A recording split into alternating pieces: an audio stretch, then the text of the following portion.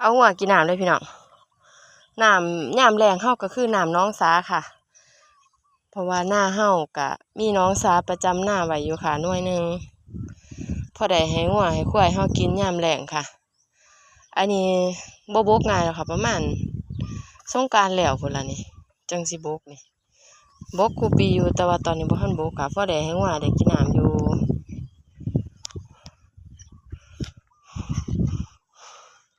บ่เป็นหยังเลยพี่น้องนี่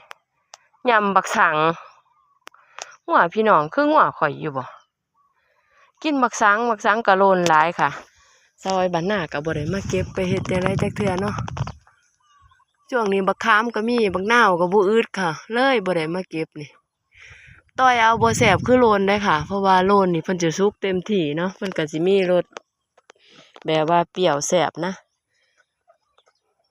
โลน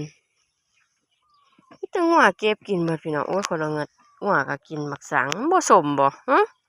หรือว่าหัวก็จะกินบักสมคือคน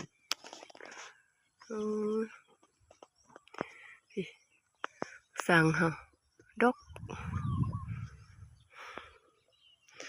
อุ้ยตอนนี้8 โมงเช้าจะแม่นร้อนเด้อพี่น้องเบิ่งพุ่นแดดแจ่มขนาดพุ่นเอ้ย